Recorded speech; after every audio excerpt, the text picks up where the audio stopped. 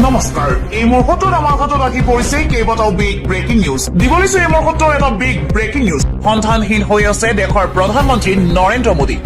অসমৰ বানপানীৰ সময়ত সন্ধানহীন হৈ আছে দেশৰ প্ৰধানমন্ত্ৰী নৰেন্দ্ৰ মোদী কোনো খবৰ নাই প্ৰধানমন্ত্ৰী নৰেন্দ্ৰ মোদীৰ অসমৰ দুৰ্যোগৰ সময়ত প্ৰধানমন্ত্ৰী এনে উদাসীনতাক লৈ প্ৰতিবাদ সাব্যস্ত NSCY গুৱাহাটীৰ ঠায়ে ঠায়ে বেনাৰ আৰিলে NSCY অসমৰ বানপানীৰ সময়ত সন্ধানহীন হৈ আছে দেশৰ প্ৰধানমন্ত্ৰী নৰেন্দ্ৰ মোদী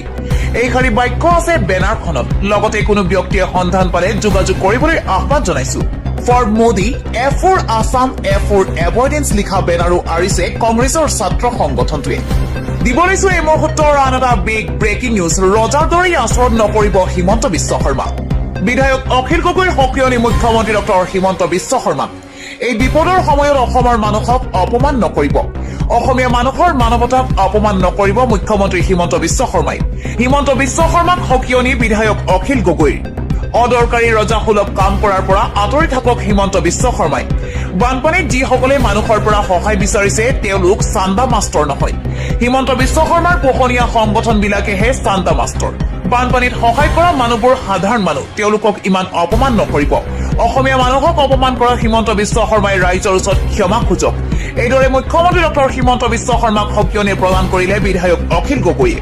দিবলৈছো এই মুহূৰ্তৰ আন এটা বিগ ব্ৰেকিং নিউজ সাময়িকভাৱে বন্ধ কৰা হল চৰকাৰৰ 15,000 টকীয়া সাহায্য প্ৰদান কাৰ্যসূচী ধন বিতৰণক লৈ ব্যাপক অনিয়ম পোহৰলৈ অহাৰ পাছতেই সাময়িকভাৱে স্থগিত ৰখা হয় সাহায্য প্ৰদান একে ঘৰতে দুজন লোকে সাহায্য পোৱাক লৈ উঠিছিল গুৰুতৰ অভিযোগ যোগ্য বানাক্ৰান্ত লোকে চৰকাৰৰ 15,000 টকাৰ সাহায্য লাভ নকৰাৰো উঠিছে অভিযোগ কোনো কোনো ৱাৰ্ডত এজনো বানাক্ৰান্তই চৰকাৰী ধন লাভ নকৰাৰ অভিযোগ উত্থাপন হৈছে ইয়াৰ পিছতেই সাহায্য প্ৰদান সাময়িকভাৱে বন্ধ কৰাৰ পাছতেই আধাৰ লিংকৰ জৰিয়তে সাহায্য প্ৰদানৰ কথা ঘোষণা চৰকাৰৰ ৰাজহ আৰু দুৰ্যোগ ব্যৱস্থাপনা বিভাগৰ মন্ত্ৰী কেশৱ মহন্তই স্বীকাৰ কৰে সাহায্য প্ৰদানৰ অনিয়মৰ কথা দিবলৈছো এই মুহূৰ্তৰ আন এটা বিগ ব্ৰেকিং নিউজ বানমুক্ত অসমৰ ঠাইত ঋণমুক্ত অসমৰ পোষ্টাৰ লগাওক মুখ্যমন্ত্ৰী হিমন্ত বিশ্ব শৰ্মাক অপেন চেলেঞ্জ কণ্ঠশিল্পী নীলোৎপল বৰাৰ বানপানীৰ সময়ত চৰকাৰে বহু দেৰিকৈ কাম কৰিছে ৰাইজ নথকা হলে 2 পৰা 3,000 মানুহৰ মৃত্যু হলহেঁতেন গোটেই বিদেশী ৰাষ্ট্ৰৰ পৰা ধাৰ লৈ লৈ দেশ চলাই আছে বিজেপি চৰকাৰে যদি পইচা উঠাবই নালাগে তেন্তে নিজে কিয় নিদিলে হিমন্ত বিশ্ব শৰ্মাই এই বিস্ফোৰক প্ৰশ্ন কৰিছে কণ্ঠশিল্পী নীলোৎপল বৰাই আমাক ঋণমুক্ত অসম লাগে ভিত্তিহীন কথাবোৰ আমাক নালাগে অসমত বানপানী হৈ আছে চাৰ্কাছ হৈ থকা নাই আপুনি ৰাইজক ধন্যবাদহে দিব লাগিছিল ইমানখিনি ৰাইজে সহায় কৰাৰ কাৰণে কিন্তু ওলোটাই আপুনি ৰাইজক অপমানহে কৰিলে চৰকাৰে নোৱাৰা কামটো ৰাইজে কৰি দেখুৱালে অসমীয়া ৰাইজক অপমান কৰা এদিন উত্তৰ দিব ৰাইজে এইদৰে হিমন্ত বিশ্ব শৰ্মাক উভতি ধৰিছে কণ্ঠশিল্পী নীলোৎপল বৰাই দিবলৈছো এই মুহূৰ্তৰ আন এটা বিগ ব্ৰেকিং নিউজ অসমৰ বানপীড়িতৰ কাষত ভাইজান সলমান খান বানপীড়িতৰ বাবে ডাঙৰ ঘোষণা কৰিলে সলমান খানে উজনিৰ বন্যাৰ্তৰ বাবে 500টা ঘৰ বনাই দিব অভিনেতা সলমান খানে গ্লোবেল শিখ ফাউণ্ডেশ্যনৰ সৈতে মিলি 500টা ঘৰ নিৰ্মাণ কৰাৰ ঘোষণা কৰিলে ভাইজান সলমান খানে ইতিমধ্যে কেইবাটাও ঘৰৰ নিৰ্মাণ কাৰ্য আৰম্ভ কৰিছে সলমান খানে উজনিৰ বানাক্ৰান্তক পুনৰ সংস্থাপনৰ ক্ষেত্ৰত বিশেষ পদক্ষেপ ভাইজান সলমান খানৰ দিবলৈছো এই মুহূৰ্তৰ আন এটা বিগ ব্ৰেকিং নিউজ উজনি অসমৰ বিধ্বংসী বানৰ পুনৰাবৃত্তি হ'ব নেকি কাজিৰঙা বোকাখাত আৰু নুমলীগড়ত কাজিৰঙাৰ সমীপৰ কাৰ্বি আংলঙৰ ডলামৰা পাৰ্কো পাহাৰত অব্যাহত অবৈধ শিলবালি খনন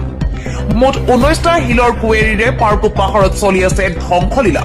উচ্চতম ন্যায়ালয়ৰ নিৰ্দেশ কাৰ্বি আংলং স্বায়ত্তশাসিত পৰিষদৰ সিদ্ধান্তৰ বিৰুদ্ধে গৈ চলিছে অবাধ খনন কাজিৰঙাৰ সীমান্তত পাহাৰ ধ্বংস নদীৰ পৰা বালি খননৰ বিৰোধিতাৰে অনুষ্ঠিত হৈছিল এক উচ্চস্তৰীয় বৈঠক কাৰ্বি আংলং স্বায়ত্তশাসিত পৰিষদ আৰু বন বিভাগে মিলিত হৈছিল এই বৈঠকতে গ্ৰহণ কৰা হৈছিল কাজিৰঙাৰ সমীপৱৰ্তী 10টা কুৱেৰী বন্ধৰ সিদ্ধান্ত কিন্তু সিদ্ধান্ত গ্ৰহণৰ পাছতো বিগত 8টা মাহে কাৰ্যকৰী হোৱা নাই শিলৰ কুৱেৰী বন্ধৰ সিদ্ধান্ত বলিছো এই মুহূৰ্তৰ এটা বিগ ব্ৰেকিং নিউজ বান সাহায্যৰ নামতো বিজেপিৰ লেতেৰা ৰাজনীতি বানপানীৰ ক্ষতিপূৰণ কোনে পাব তাৰ নামতো ৰাজনীতি বিজেপি চৰকাৰৰ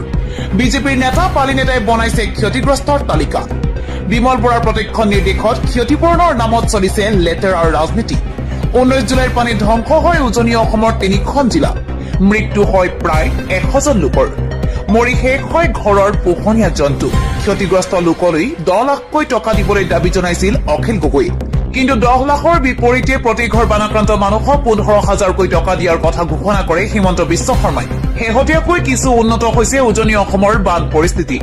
কিন্তু তাৰ লগে লগে লেতেৰা ৰাজনীতি আৰম্ভ কৰিছে গেৰুৱা বিজেপিয়ে বিশেষকৈ ক্ষতিগ্ৰস্ত পৰিয়ালক দিবলগীয়া 15,000 টকাক লৈ কুটিল ৰাজনীতি আৰম্ভ কৰিছে বিজেপিয়ে বিমল বৰাৰ নিৰ্দেশত চলিছে ক্ষতিপূৰণৰ নামত লেতেৰা ৰাজনীতি 15,000 টকাৰ ধনৰাশি কোনে লাভ কৰিব সেই তালিকা প্ৰস্তুত কৰিছে শিৱসাগৰৰ বিজেপিৰ নেতা পালিনেতা মানুহে সেয়ে প্ৰকৃত ক্ষতিগ্ৰস্ত লোকে এই ধন লাভ নকৰাৰ অভিযোগ উত্থাপন হৈছে এই তালিকা কোন বিজেপিৰ মানুহ তাৰ প্ৰতি লক্ষ্য ৰাখি বনোৱা হৈছে বুলি বিস্ফোৰক অভিযোগ উত্থাপন কৰিছে বিধায়ক অখিল গগৈয়ে দিবলৈছে এই মুহূৰ্তৰ আন এটা বিগ ব্ৰেকিং নিউজ মুখ্যমন্ত্ৰী ডক্টৰ হিমন্ত বিশ্ব শৰ্মাক উভতি ধৰিলে বীৰ লাচিত সেনাৰ নেতা শৃংখল চলিহাই আমি সাহায্য সংগ্ৰহ কৰিমেই যদি সাহায্য সংগ্ৰহ কৰিব নালাগে তেন্তে চৰকাৰে বানাক্ৰান্তক সাহায্য দিয়ক সাহায্য শিবিৰলৈ পৰ্যাপ্ত পৰিমাণে সামগ্ৰী পঠিয়াওক এইবোৰ কথা বতৰা এতিয়া আৰু নচলিব বিপদৰ সময়ত ধেমালি কৰিবলৈ এৰক এতিয়া আৰু উফাইডাং মৰা কথা ক'বলৈ এৰক আমি শিৱসাগৰীয়া আমি স্বাভিমানী শিৱসাগৰীয়া এনে বিষয়ক লৈ ৰাজনীতি বা দায়িত্বহীন মন্তব্য নকৰিব বিপদৰ সময়ত ৰাইজৰ কাষত থিয় দিয়াটো আমাৰ দায়িত্ব আৰু কৰ্তব্য বিপদৰ সময়ত সাহায্যৰ ক্ষেত্ৰত কোনো ধৰণৰ লোকঢাক আমি নকৰো আমি শিৱসাগৰৰ মানুহখিনিক চলাব লাগিব বানাক্ৰান্ত ৰাজ্যে জিলা উপায়ুক্তৰ কাৰ্যালয়ৰ পৰা পৰ্যাপ্ত সামগ্ৰী লাভ কৰা নাই দৈনিক 3ৰ পৰা 4,000 পৰ্যন্ত লোক সাহায্য শিবিৰলৈ আহি আছে আমি দৈনিক সাহায্য প্ৰদান কৰি আছো যিবোৰ সামগ্ৰী হিমন্ত চৰকাৰে দিব পৰা নাই এইদৰে মুখ্যমন্ত্ৰী হিমন্ত বিশ্ব শৰ্মাক উভতি ধৰিলে শৃংখল চলিহাই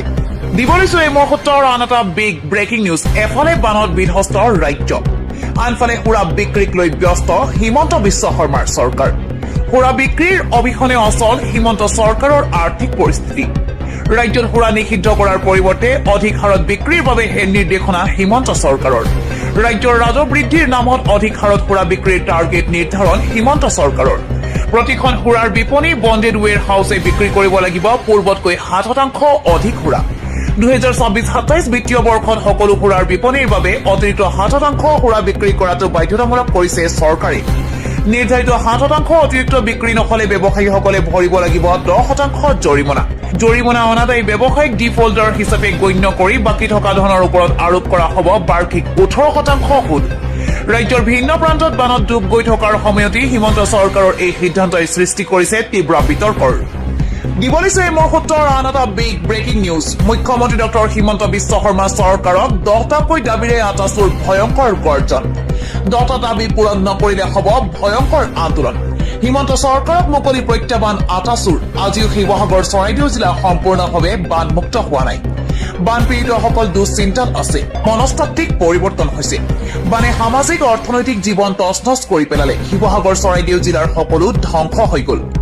অসমত শীঘ্ৰেই কাৰ্যকৰী কৰক flood planning joining act Sivasagar চৰাইদেউৰ বাবে 10,000 কোটি টকাৰ পেকেজ ঘোষণা কৰক